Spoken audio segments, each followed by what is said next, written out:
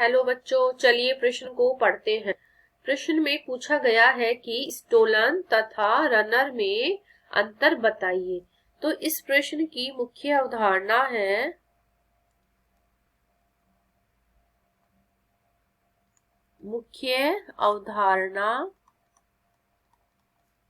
पादपों में आकारिकी।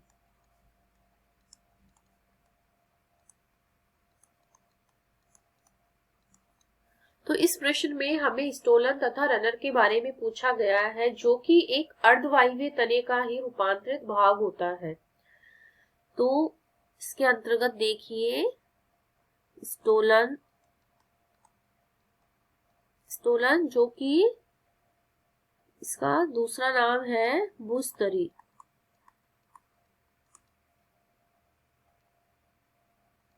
तो स्टोलन क्या होता है? ये इस प्रकार का तना होता है जिसके आधार से एक पार्श्व शाखा विकसित होती है, जो जमीन के अंदर क्षैतिज दिशा में वृद्धि करती रहती है। तो तने के आधार से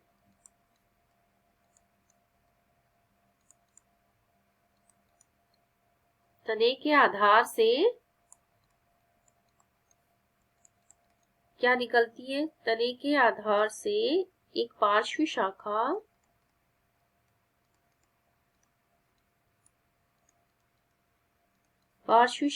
विकसित होती है।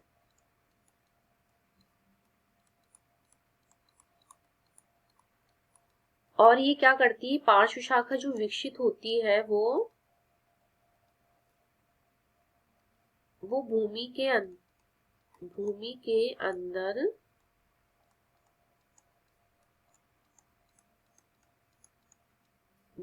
अंदर क्षैतिज दिशा में वृद्धि करती है। और इसका उदाहरण है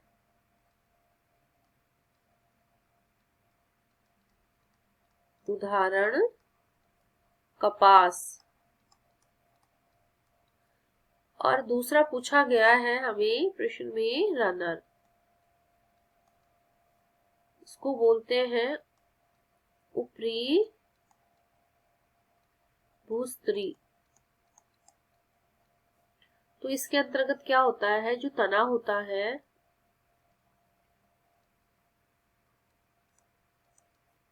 तना लंबा, पतला एवं कमजोर होता है, जो कि भूमि के ऊपरी सतह के ऊपर ही समानांतर रूप से फैले रहते हैं। ये भूमि के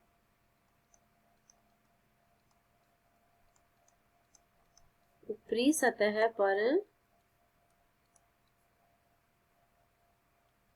सतह पर समानांतर रूप में फैले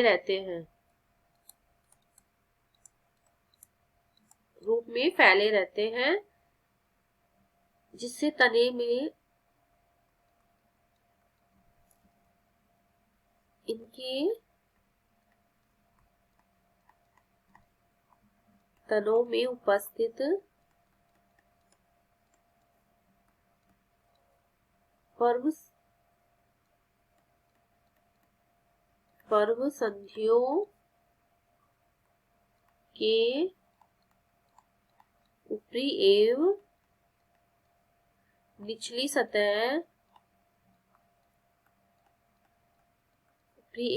सतह से शाखाएं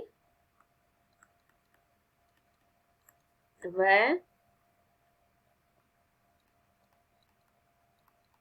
अपस्थानिक जड़ें विकसित होती हैं।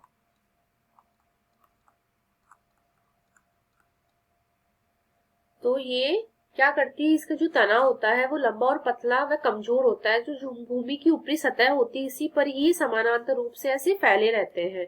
और जो इनके तने में उपस्थित पर्व संधि होती है, इसके ऊपरी और निचली सतह पर शाखाएं तथा अपस्थानिक जड़ें विकसित होती रहती है। और इसका उदाहरण है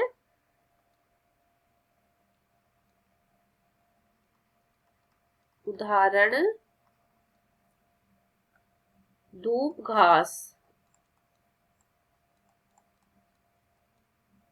जो कि ऊपरी भूस्तरी के अंतर्गत आती है। और ये है स्टोलन के बारे में। आशा करती हूँ आपको इस प्रश्न का हल समझ में आया होगा। धन्यवाद।